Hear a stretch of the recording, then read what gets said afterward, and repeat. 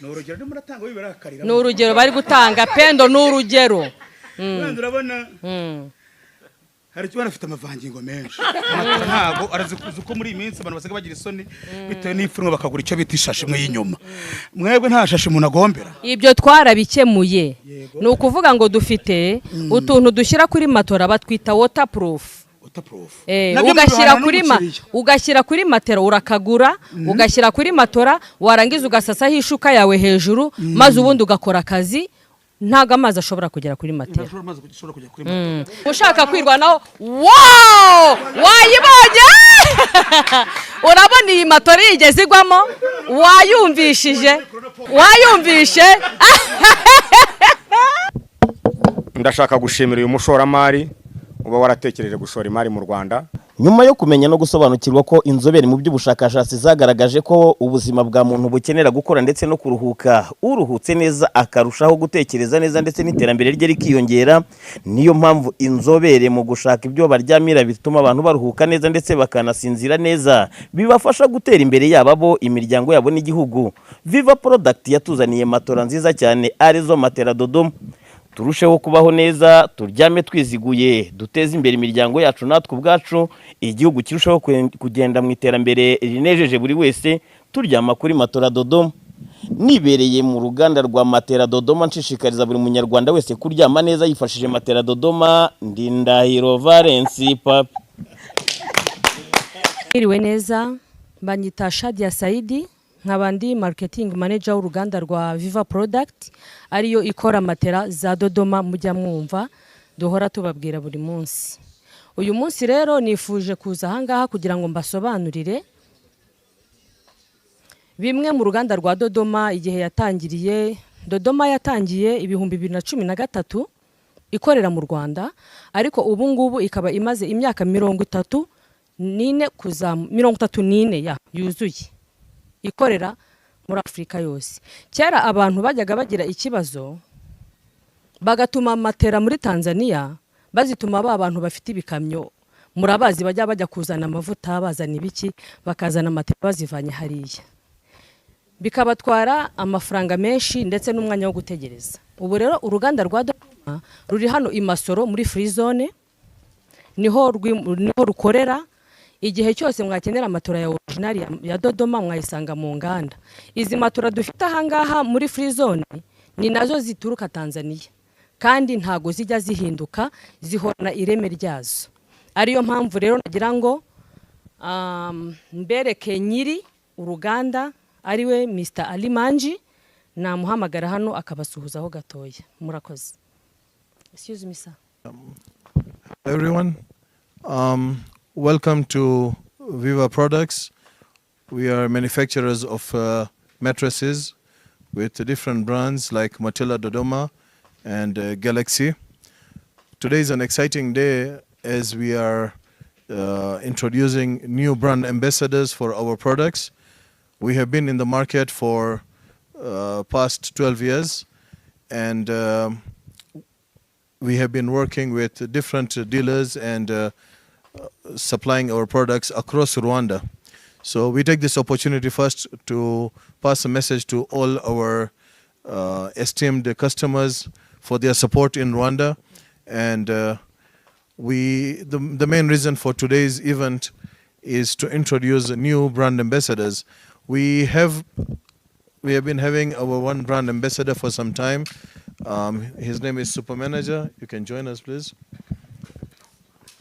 Right. So Super Manager has been with us for some time and promoting our products.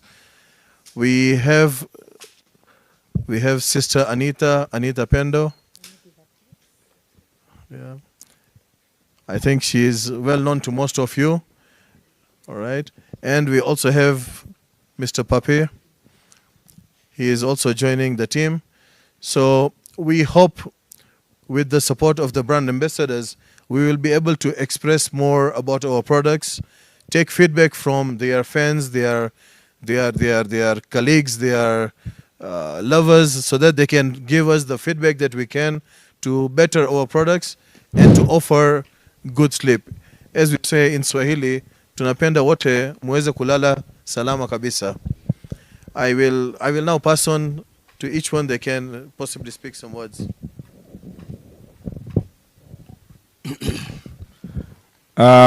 Murakoze cyane. Let me first of all speak in our local language Kinyarwanda, because first of all ndashaka gushimira umushoramari, ndashaka gushimira uyu mushoramari uba waratekereje gushora imari mu Rwanda akazana uruganda rwa Matora Dodoma. Uruganda rugira matora nziza, nkuko muzi tugira siroga yacu ivuga ngo Matora Dodoma ibanga ryo kuryama neza. Ndamushimira cyane Mr. Mangi wavuze ngo nk'umu investor batinzanye u Rwanda guteza imbere igihugu, agakora development abana b'Abanyarwanda akabaha imirimo, ndetse n'ubukungu bw'igihugu cyacu akabuteza imbere mu buryo butandukanye kandi bwiza. Mu by'ukuri ndamushimira cyane mbikuye ku mutima. Nagira ngo mwese mumfashe tumukomera amashyi kuko ni ikintu cyiza cyo kubona abayaraje. Kubona umuntu uvuga ngo ndashaka guteza imbere ubukungu bw'igihugu kitari icye, murumva nawe ukuntu ibyo bintu bari ibintu bikomeye byiza cyane. Ari nako mbwira n'abandi Banyarwanda nubwo mbivuze ariko babibwirwa buri gihe, cyane cyane ni gahunda z'igihugu cyacu, ko u Rwanda ni igihugu cy'amahoro. Ushoramo imari yawe ukabuzi ko ifite umutekano. Bibanza no kubagaragara ku banyamahanga. Rero ngujya gutera uburezara bw'ibanza, tubanze twebwe tubikora Abanyarwanda bose muri hose ku isi, ndabizi arafite amafaranga atandukanye. Shora imari wanyu, teza imbere igihugu cyanyu imbere, u Rwanda rwawe, naho waba ukorera hanze hose ari kuvuga uti nanjye hari umucango, hari contribution yanjye nshyira mu bukungu, kuzamura ubukungu bw'igihugu cyanjye cy'u Rwanda. Turagushimira cyane. Matora Dodoma nkuko yarabivuze uyu nguyu tumaze igihe kirenga imyaka 30, ariko tumaze kwesa ibigwi byinshi, twahawe n'igikombe cy'uko dufite ari matora zireme, ari matora zujuje ubuziranenge. Mu by'ukuri ibyo ngibyo ni ibintu byo gushimira cyane, kandi tunarushaho kunoza no gukorana n'Abanyarwanda kugira ngo buri wese niyo mpamvu buriya baravuga ngo abishyize hamwe ngo Imana irabasanga, kandi ngo nta kinanira abari hamwe. Niyo mpamvu rero ngiye nari umwe, ariko nka brand ambassador haje abandi, haje Anita, haje Papi, aba bose kugira ngo dufatanye tubwire ibyiza Abanyarwanda ko bagomba kugira ubuzima bwiza, baryamye neza, baryamye Matora Dodoma. Noneho twese dufatanye ko turi amajwi kandi turi abantu bumvwa n'abantu n'Abanyarwanda, buri wese tubasobanurire. Mukomeze mugane Matora Dodoma, ibanga ryo kuryama neza. Murakoze cyane, mukomeze mutugane.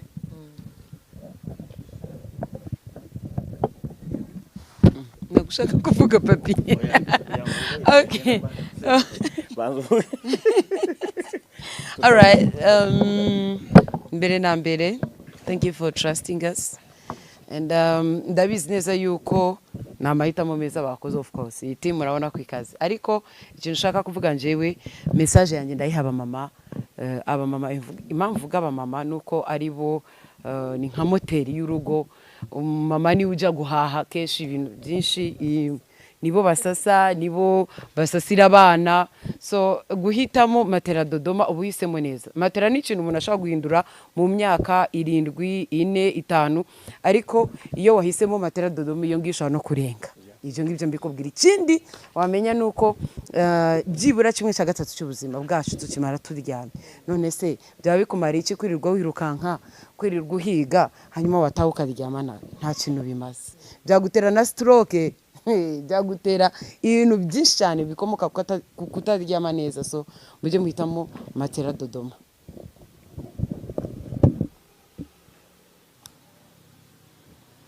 cyane aba brand ambassadors bacu barakoze cyane ku byo bavuze. Hagati aho nagira ngo mbabwire amoko ya matera ya Dodoma dufite amamatora twita Spring, ari FS tuzita Spring, tuzambika amahoteli n'amapartema, ariko nawe ushatse wowe mu rugo wayiryamaho. Tukagira matera twita orthopedic, ni matora ivura umugongo. Ushaka nko kujya kwa muganga bakakubwira bati uramenye ntuzongere kuryamira matera yoroshye. Icyo gihe uhitugana uruganda rwa Viva Product ukagura matera y'umugongo. Dufite matera zisanzwe nk'izi ngizi za Sweet Dream. Iyi matera ya Sweet Dream ni matera nziza yo gushyira mu rugo iwawe kandi iraramba, ni original. Rero igihe cyose yo tubivuga tubwira abajya kuzigura ko bagomba kureba neza kuri uyu muguno mureba hangaha wanditseho QFR Magodoro Dodoma mbere yo kugura matera. Hanyuma tukagira na matera twita Galaxy. Galaxy ni matera ijyanye n'ubushobozi bw'abantu, urabizi ko abantu bose badahuje ubushobozi, ushobora kuvuga utereka manze ngure Galaxy hanyuma Dodoma nzayigure nyuma namaze kubona ku mafaranga.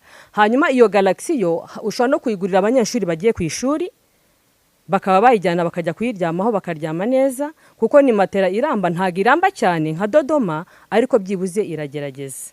Ni mutugane rero muryame neza, 1/3 cy'ubuzima bw'umuntu akimara aryamye, muryame neza kuri matera Dodoma. Murakoze cyane. Ikibazo cya mbere mfite ndashaka kukibaza mugani marketing manager wabo, atubwiye ko hari matera zo mu mahoteli no mu apartment zitandukanye n'izo umuntu ashobora gutwara mu rugo iwe keretse nawe yishaka. Shaka ze kuza kutubwira itandukanyiro riri hagati mu zijya mu mahoteli n'izajya mu rugo rw'umuntu, kandi tuzi ko hose ari ukuryama. Icyo ni kimwe. Ikindi ndaza kuza kukibaza umuyobozi, wenda muraza kuza kumfasha kubera ko ntazi Icyongereza, ubwo muraza kuza kumusobanurira ibyo nabajije. Twari tuzi ko mwari mufite super manager kandi n'umwe mu bantu banini cyane banakomeye cyane ahangaha mu kwamamaza. Iyo ushaka kwamamaza ibintu byawe rwose kumugana nta gihombo ufitemo. Papi nawe turamuzi, ni umunyamakuru kandi w'inararibonye na Anita kandi n'umunyamakuru w'inararibonye. Mwashingiye kuki kugira ngo muze guhitamo Papi, kandi hari n'abandi banyamakuru hamwe na Anita, kandi hari n'abandi social influencers bashobora kuba bakwamamaza kuruta uko bakora mu itangazamakuru? Murakoze. Okay.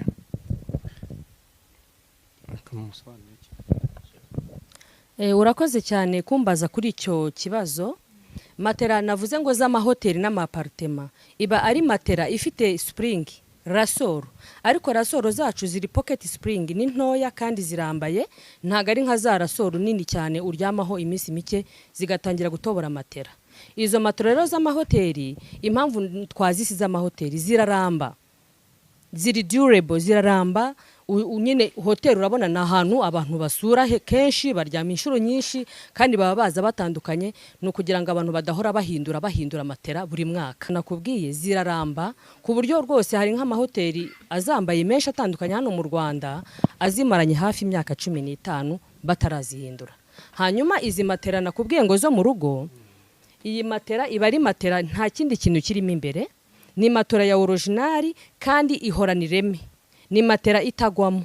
Uzi yuko ihari matera hano hanze zigiye zitandukanye, ushaka kuryama unyuma y'amezi 6 cyangwa 7 ukazajya unyerera ukagwa mu mwobo, ugasanga nk'umugore yanyereye yakuguye hejuru mukaryama mufumbatanye. Izi zacu rero ziratandukanye ku buryo ushaka no kubyuka ugiye kuzana amazi yo kunywa, umugabo wawe cyangwa umugore wawe ntakumve ko wabyutse. Mbega ntushaka kudisturbinga cyangwa kubuza amahoro wo muryamye ku gitanda kimwe kubera ko uryamye kuri matera ya original.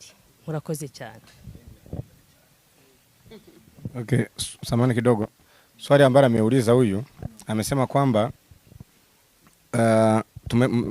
mmeniamini nikafanya kazi na nyie kwa muda mrefu na mlifanya vizuri kwa kuchagua mimi kwa sababu na sauti kubwa, nafahamika na watu wananijua. Lakini akasema kwamba mbona mmeongeza waandishi wa habari? Kuna kitu ambacho mmeona kwamba kuna chachu ambao mmeona kwamba je, hao waandishi wa habari kwa sababu wako kwenye vyombo vya habari kana kwamba wao watafanya uinfluencer tofauti na kwamba kwenye All right. So the reason we decided to increase our brand ambassadors, first, it is good to have a lady on the team. Anita is already giving us new ideas. We did a Mother's Day program. This comes about because you have a lady on the team. So having Anita, already we took one step. This was her proposal, I believe, and we worked on it. We did a ladies event for Mother's Day. We gave out some mattresses, and Anita has got good follow-up in the sense that she's influencing number of women, and they play a big role in understanding the value of good sleep, which is required for good energy for the whole entire family. So I believe Anita will influence us, assist to influence the families basically. Papi is a very social guy. I've been seeing how he goes around meeting people, discussing with them on the road, engaging with them, and that is what we need. When we have not started producing mattresses the other day, we are now in this business for more than 30 years, nearly 34 years. This has taken because we have tried to understand the quality that is required by the local market, and we have been reaching out to the market, understanding, getting their feedback, and improving our product. So I think when Papi is out there, he is taking back feedback. I think in the future also you might meet some some consumers or some customers who have bought our mattresses more than 10 years back. Take their interview, give it out to the media. Why 10 years they are still appreciating a Dodoma mattress? So I think this is the main reason we selected 2 more influencers and along with super managers so that we can reach out better, express better, take back the feedback better, and grow this market as investors to a different level, hopefully. yabajije sawa mbaze kubashimira kuba ngeze ahangaha nje kubutumirwa kwa supermanager ubutanyango nanizanye yes mu byumva reze no kuvuga ngo rimwe na rimwe regiye mukora amatora ariko nimutekereza ku bantu babyibushye nkatwe ugasanga wena ngiye kugura amatora nyiryamiye iminsi 3 hamwe haratebeye najya kugira no kwita review ngiye kwirwanaho ugasanga amavara arobotse sibyo se nubu natwe mwadutekereje abantu banini ku buryo mufite amatora zacu ku buryo ntagira imbogamizo kuvuga ngo nje kugura amatora Dodoma nta kibazo nzahura nacyo nk'iyo nari mfite intera ipfunwe no kuyisohora bitewe n'iki yameze yabaye nk'igisoro urabyumva nagira ngo rero mudufashe mutubwire ukuntu umuntu ibyo ngibyo nibyo navuga ko twakemuye matera zacu ntizijya zigwamo ntizijya zizamo umwobo n'ikimenyimenyi ngo ino nkuryamishe maze ubirebe oya ryama munkurire idumbura simbuka aha ushaka kwirwanaho wow wayibonye urabona iyi matora yigeze igwamo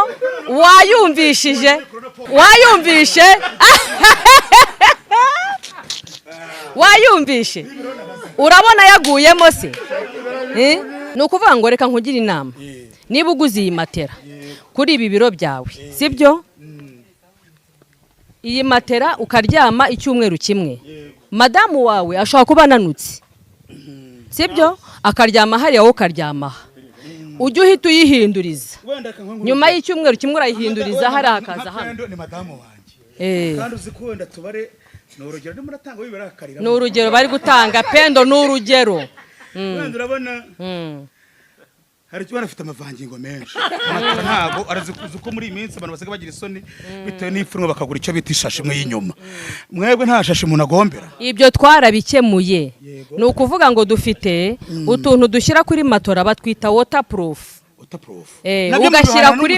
ugashyira kuri matera urakagura ugashyira kuri matora warangiza ugasasaho ishuka yawe hejuru maze ubundi ugakora akazi ntago amazi ashobora kugera kuri matera cyangwa se ushobora no kufite abana banyara ku buriri reka tureke kuvuga umugore n'abana banyara ku buriri icyo gihe ubagurira waterproof kugira ngo matera yawe irambe kuko murabizi neza ko amazi cyangwa se inkari atari byiza kuri matera muba mugomba no kuzigirira isuku kugira ngo muryame ahantu hahumura neza mukuranda delivery cyane rwose mu Rwanda hose rimwe na rimwe urabona n'ubundi Dodoma yari maze yekerekera mu Rwanda ariko ndumva ari bwo hari bungu mwamajije kwisobanukirwa namwe mukamwatangiye kwamamaza twarisobanukiwe ko twamamazaga kuva kera aho kuvuga ngo mugashyiraho abantu bajya babavugira none no kuvuga ngo mufite kuvuga ngo buriya rimwe na rimwe rege abanyarwanda basigaye bakunda bya bintu byo kuvuga ngo mfite 70 ngo nashaka mu matora nyishyura buhoro buhoro kwishyura make namwe ibyo bintu murabigira